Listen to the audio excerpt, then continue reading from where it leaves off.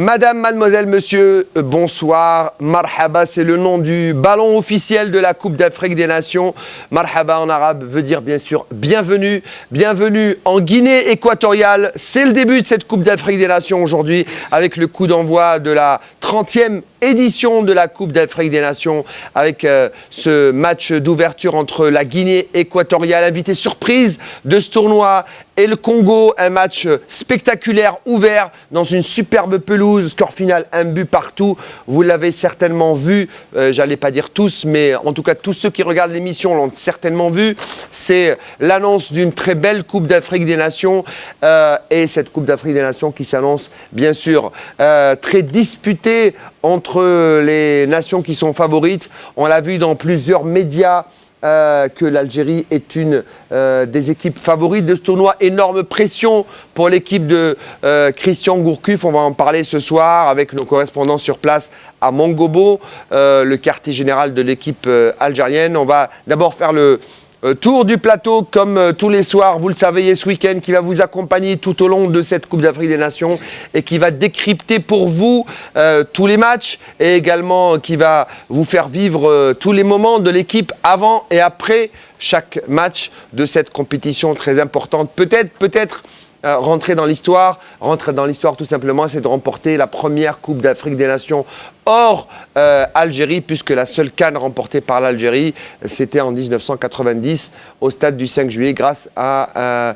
un seul but marqué face au Nigeria en finale. On ne va pas refaire l'histoire, on va la faire l'histoire ce soir, notamment avec Rafiq Habib, directeur de la rédaction, j'allais dire publication, mais à chaque fois vous me corrigez.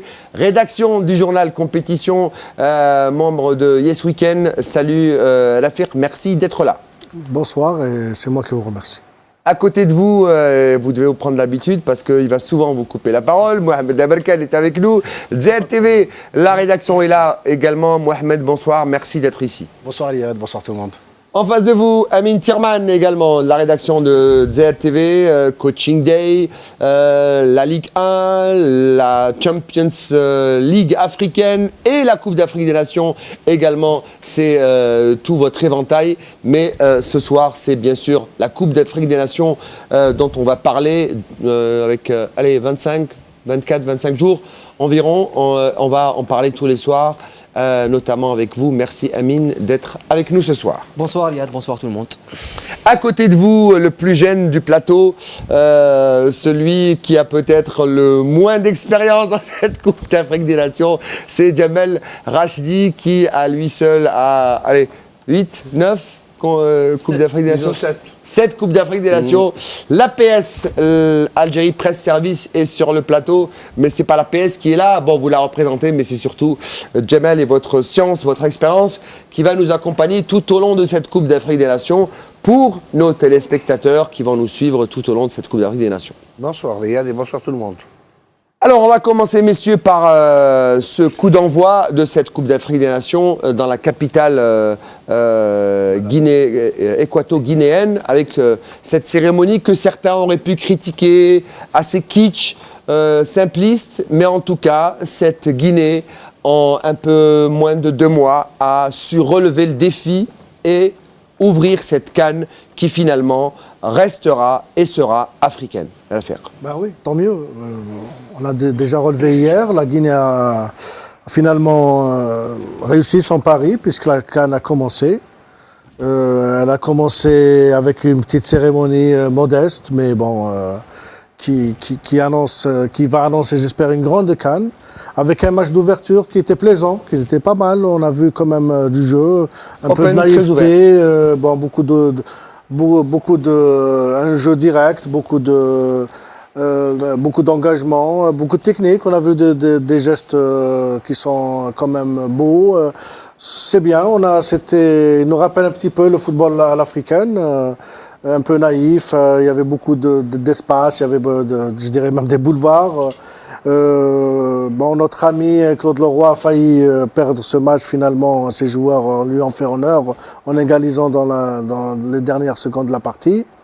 La Guinée équatoriale n'a pas été ridicule. On avait peur pour cette équipe parce que on rappelle que l'entraîneur de la Guinée n'a commencé son travail à peine il y a quelques jours. C'était une équipe qui n'était pas qualifiée, elle était même éliminée au tour préliminaire, disqualifiée par la CAF parce qu'ils ont fait jouer un joueur nouvellement naturalisé, etc. Bah, j'espère que c'est de bon augure, j'espère que tous les matchs qui vont suivre seront de cette qualité. Un tour de table sur ce match d'ouverture, pardon. Mohamed Abarkan, un Guinée-Congo, une ouverture improbable, mais c'était un match totalement ouvert et c'était vraiment du football total et du vrai football africain, comme l'a dit Elafert. Oui, c'est sûr, c'était le match d'ouverture, c'était pour peser la température pour les deux nations. La Guinée, le pays hôte, face au Congo, quand même, qui n'est pas une terrible équipe, mais qui était un peu difficile à manier pour cette équipe de Guinée équatoriale, à faire la préciser. C'est une nation qui a déjà été éliminée à cause de leurs joueurs, le Camerounais Fidieu, qui n'a naturalisé équato-guinéen, mais la FIFA n'avait pas accepté sa naturalisation, comme quoi les responsables de l'administration au niveau de la fédération guinéenne de football n'ont pas fait complètement leur travail, et donc la Guinée a été disqualifiée avant d'être rachetée pour remplacer le Maroc et toute l'histoire. Tout le monde connaît cette histoire. Pour moi, c'était un match plaisant, très, très beau à voir. Ce que j'ai aimé, parce que lors de la dernière édition organisée entre la Guinée équatoriale et le Gabon, l'ouverture s'était faite à la capitale Malabo. Cette fois-ci, c'est Bata qui a eu l'honneur. On a vu le stade de Bata, c'est un petit bijou magnifique. La pelouse était excellente. Circulation de ballon. Voilà. De cette une circulation magnifique de ballon pour un match d'ouverture. Je dirais, on va donner une note de 7 sur 10 aujourd'hui, en attendant bien sûr les autres rencontres.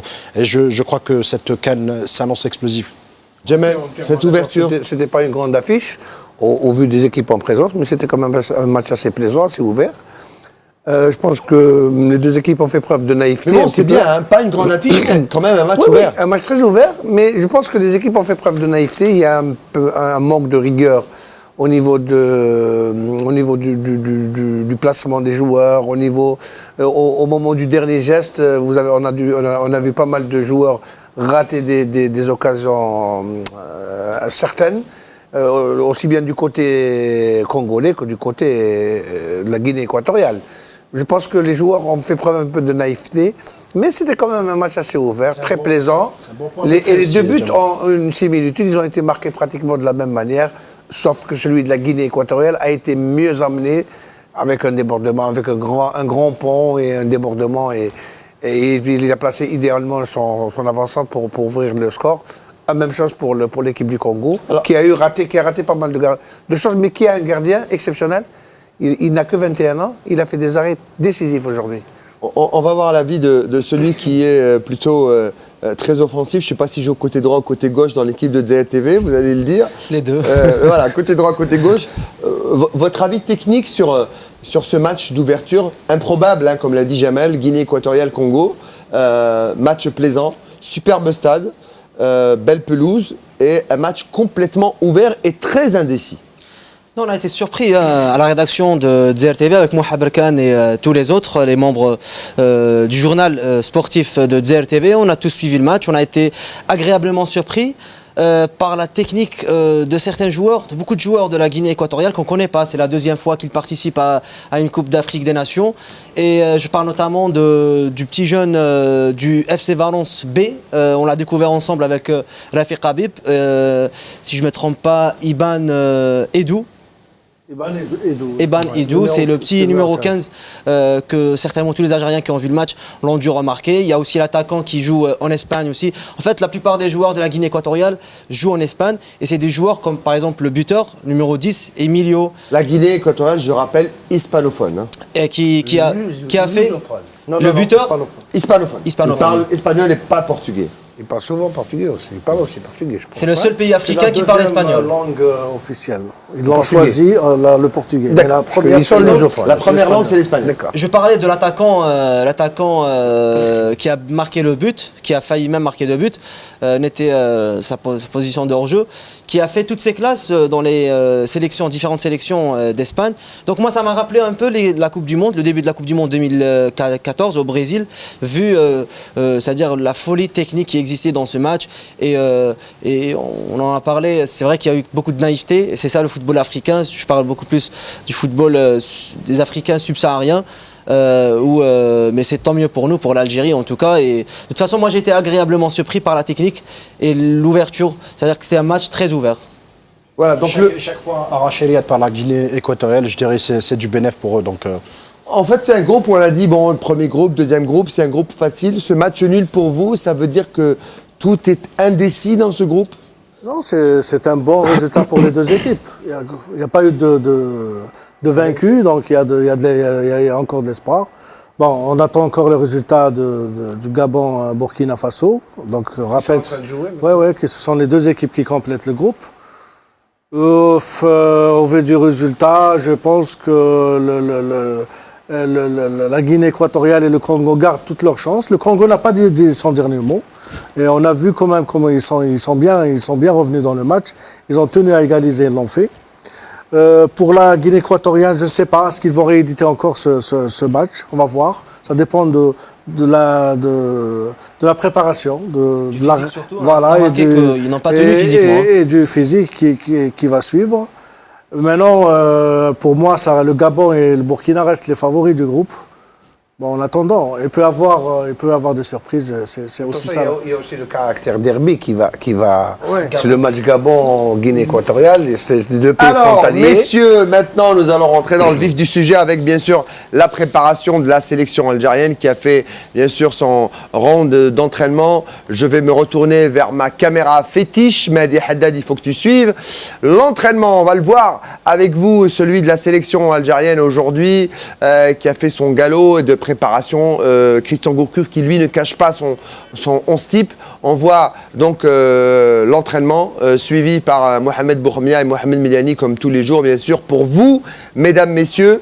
Voilà, on voit les images. Christian Gourcuff en pleine discussion, messieurs, vous pouvez le voir avec toute l'équipe très attentif. Il y a les titulaires et bien sûr les joueurs qui seront remplaçants.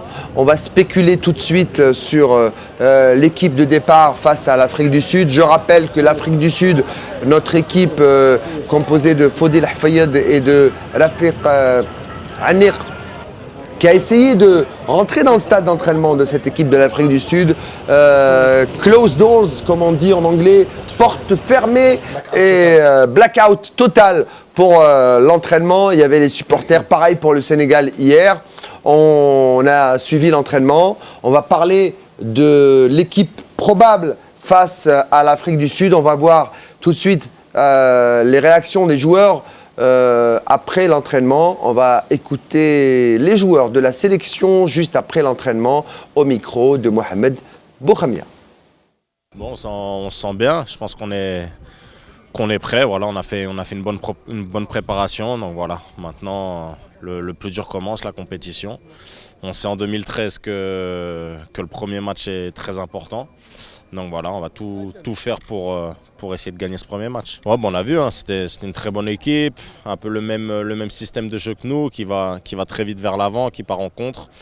Donc voilà, il faudra faire attention, mais bon, il y a plus de petites équipes en Afrique, donc bien se préparer, faire un gros match et puis voilà.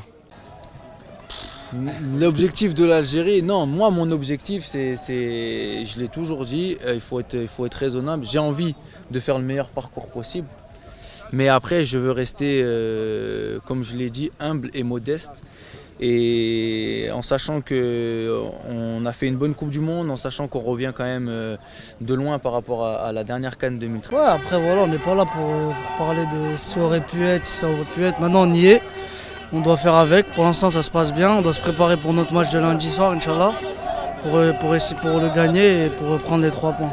On sent que tout le monde nous met favoris et tout, mais bon, comme je l'ai dit déjà, en Afrique il n'y a pas de favoris, ça n'a rien à voir avec l'Europe ou la Coupe du Monde, c'est autre chose. Maintenant si nous on met tous nos objectifs, tous nos atouts de notre côté, ben, je pense qu'on peut passer au prochain tour, Inch'Allah. Non, on n'a jamais parlé de ça, mais on sait que notre équipe est attendue. Tout le monde nous attend, tout le monde veut gagner contre nous parce que par rapport à notre parcours en Coupe du Monde. Mais après, voilà, comme j'ai dit, on va rester concentré. On va tout faire pour être prêt dès lundi à essayer de prendre 3 points déjà. Voilà, très grande confiance. Hein. C'est les joueurs qui se préparent sur une pelouse qui, pour l'instant, est en bon état. Je rappelle que les pelouses répliques d'entraînement servent à toutes les équipes du groupe. Hein. Ghana, Afrique du Sud, Sénégal et Algérie. L'Algérie qui est à 48 heures de son match. Les joueurs sont en dedans. On parlait en off pendant qu'on écoutait, messieurs, les sonores. C'est une émission où on dit tout. Hein. Il n'y a pas de off hein, dans Yes Weekend. Tout ce qu'on dit, tout ce qu'on pense, on partage avec vous. Ce qu'on disait, Jamel, c'est que si jamais cette équipe algérienne arrive à se sortir de ce groupe, tout peut arriver. Elle peut aller jusqu'au bout. Oui, je pense que le plus difficile est à faire au niveau du groupe. Parce que compte tenu de la présence d'équipes quand même très, très rompues, qui ont quand même une certaine autorité, qui sont très bons actuellement. Comme les très bons actuellement, oui. Le Ghana n'est plus à présenter, le Sénégal aussi, et l'Afrique du Sud qui peut jouer les outsiders, ou même être dans la peau d'un favori également. Mais je pense que si on s'en sort du groupe, si on sort la tête du groupe, en première ou en deuxième position, quel que soit le classement. En premier, ce serait mieux quand même. En premier, ce serait mieux, mais on reste à Mongomo. Si on est deuxième, on va jouer le troisième match contre le Sénégal à Malabo, et on reste à Malabo pour le quart de finale. Donc on peut rester par la suite jusqu'à la fin. Je pense que si on se tire d'affaire de ce groupe, je pense que l'équipe nationale, le terrain serait balisé par la suite. Et c'est ce qu'on espère. Alafi Habib, avant de retrouver notre envoyé spécial en direct qui nous attend, hein, Mohamed Boukhomia, qui est en direct, je rappelle, de Mongomo. Un mot sur Mehdi Lahsen. C'est un joueur, moi, qui a une personnalité assez bizarre. Il est très effacé. On le voit rarement. Il parle très peu. Même quand on l'appelle au téléphone, il n'a jamais répondu au téléphone ou très rarement. Il n'aime pas la presse. Mais il est choisi par le coach comme le boss, comme le capitaine, comme le... Non, d'abord, il faut dire que c'est l'un des plus anciens de cette équipe maintenant, hein, parce qu'on parle de Lahsen. Mais il n'y a pas que l'ancienne équipe. Bon, Lahsen, il a une petite histoire avec l'équipe nationale. Il est venu dans des conditions un peu particulières. Il est venu sur la pointe des pieds. Sur la pointe des pieds. Certains ont dit qu'il a pris la place de quelqu'un d'autre, de Yazid Mansouri, pour ne pas le nommer, etc. Ensuite, petit à petit, s'est imposé dans cette équipe. Et cette année-là, enfin les derniers 18 mois, Lahsen a pris de l'ampleur, même dans son club. C'est devenu franchement une pièce maîtresse. C'est un joueur qui a un petit peu changé son jeu. Il a évolué. Il l'a adapté. Je ne sais pas s'il a adapté, il a évolué, que ce soit dans son club, que ce soit en équipe nationale. Et je pense que Gourcuff fait de Lahsen sa pièce maîtresse. C'est-à-dire un petit peu son entraîneur adjoint. C'est son relais dans l'équipe. C'est quoi? C'est de la maturité? Il y a de la maturité. Lahsen, c'est un joueur très mature dès le départ. C'est quelqu'un qui ne parle pas beaucoup. Respecté. Bon, il n'a jamais eu de problème avec la presse. Lahsen ne s'exprime pas au téléphone. Il a choisi cette méthode. Mais une fois sur place, il est très disponible. Quand il est disponible dans un cadre organisé. Comment on dit en anglais? Gentleman footballeur? Oui, c'est un gentleman. Oui, c'est un homme très, très correct. C'est un fils de bonne famille, comme on dit. Qui a pu, il est venu un petit peu sur les pointes des pieds, mais qui a pu s'imposer entièrement dans cette équipe. Et qui fait son job d'une manière professionnelle. Il fait le boulot. Je pense aussi, Jamel, je ne sais pas si vous allez être d'accord avec moi, que l'histoire de Lahsen, si on revient un peu en arrière, elle traîne un peu en arrière. À l'époque où la fédération algérienne commençait à naturaliser les binationaux algériens, et à un certain moment, Lahsen traînait la patte pour répondre oui ou non, pour jouer avec la sélection. Mais il traînait la patte, comme a dit Alafi, pas parce qu'il ne voulait pas venir, parce qu'il avait peur de prendre la place de quelqu'un. C'est vrai, parce qu'il avait traîné un peu la patte pour dire oui, j'accepte le maillot. Il a raté la CAN de 2010. Oui, je vais finir mon idée d'affaire.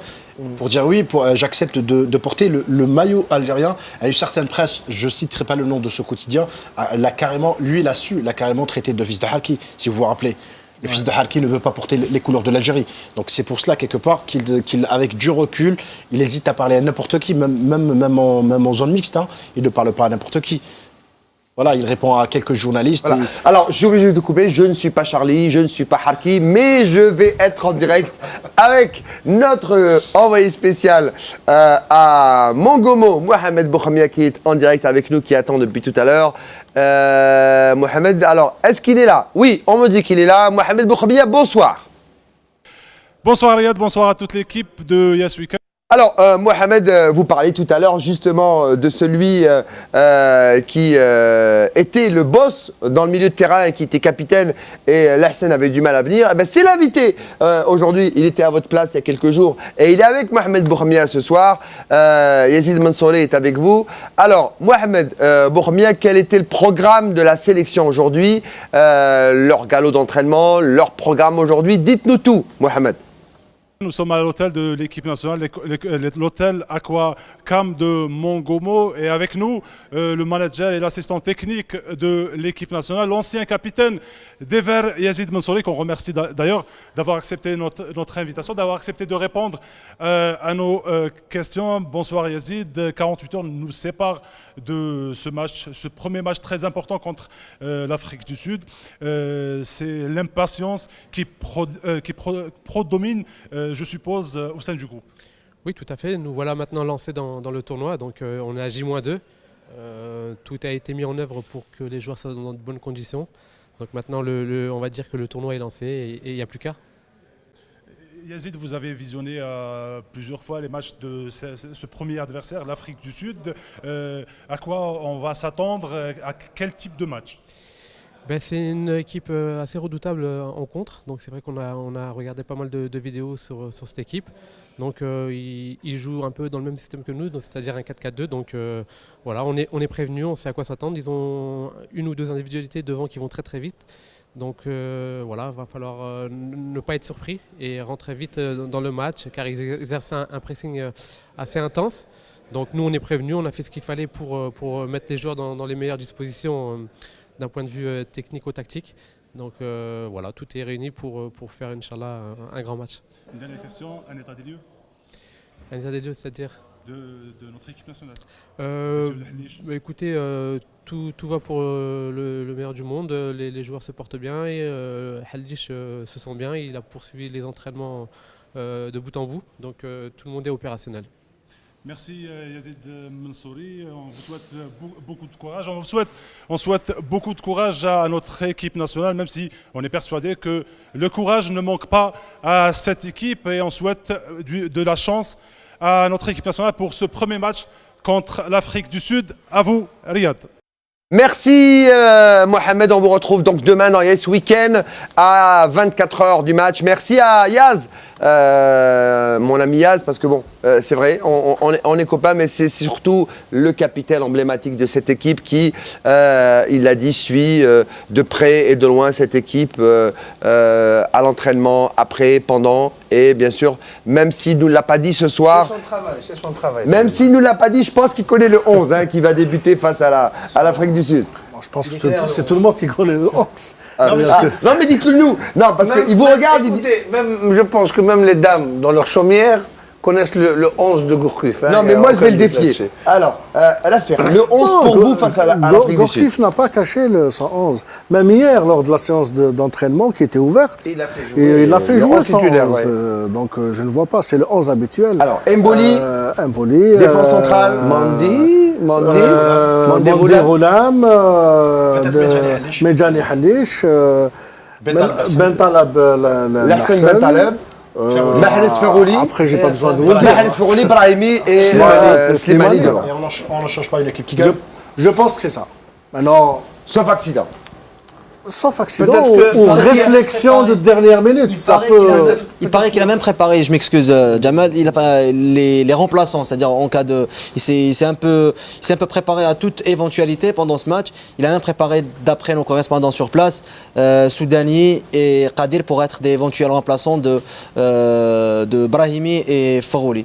Alors, une chose est sûre, Riyad, c'est que Christian Gourcuff, il est connu, même quand il a passé 14 ans à Lorient, toute la presse en France le connaît, Christian Gourcuff ne chamboule jamais son équipe. Quand il joue avec une équipe, il la maintient pour 2, 3 semaines, 4 semaines, 5 semaines.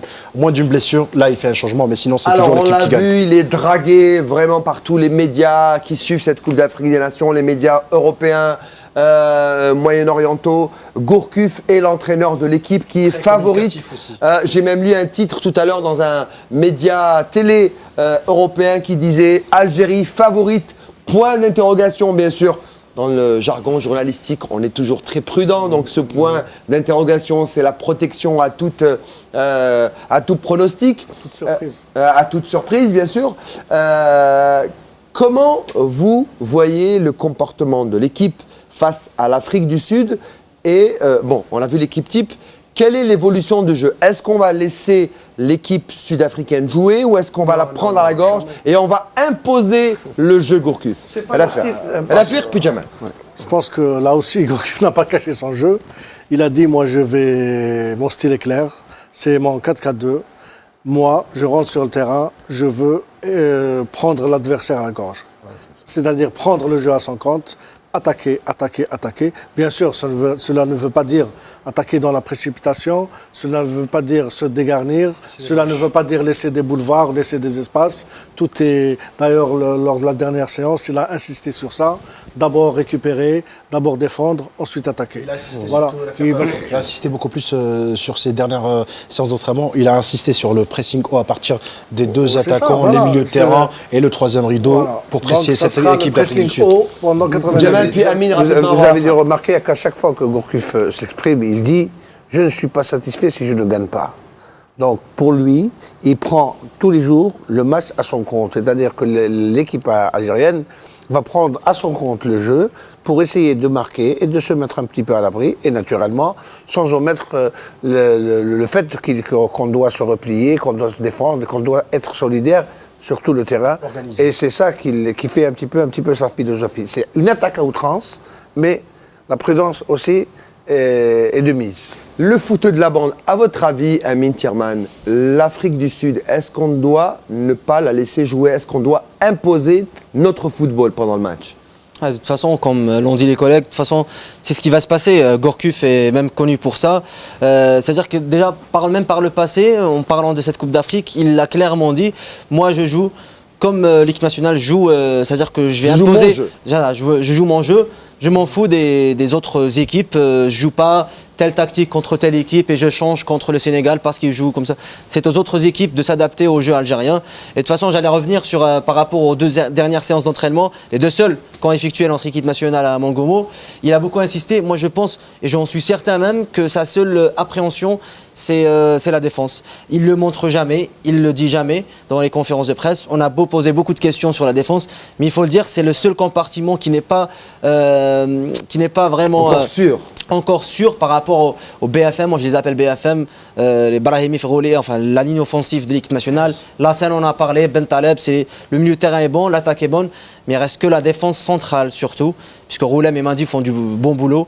La défense centrale, il a beaucoup parlé en tête-à-tête avec Medjani et même avec Halish, qui ont fait tout pour qu'il revienne. Il n'est pas encore sûr à 100%, mais il va certainement jouer ce match contre l'Afrique du Sud. Donc ça reste le seul petit bémol de l'équipe nationale. En résumé, Medjani qui est en forme et Halish, c'est comme le BTP. Hein. Si le bâtiment va, tout va. Si Halish va bien, la défense ira bien. On va terminer, Mohamed Aberkan, parce que c'est la fin, avec le programme de demain, avec l'entrée en liste de la Tunisie notamment. Tout à fait. La deuxième nation arabe demain, c'est le groupe B. Donc il y aura Tunisie et Cap-Vert et il y aura Zambie, République démocratique du Congo. Et on souhaite bonne chance à nos amis tunisiens.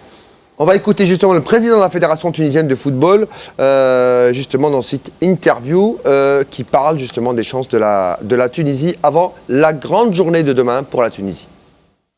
Bon, logistiquement, on est habitué à préparer des voyages pareils, c'est le cas de l'Algérie, je pense. Et techniquement, le coach et le staff technique nous a donné un programme de préparation. On a essayé de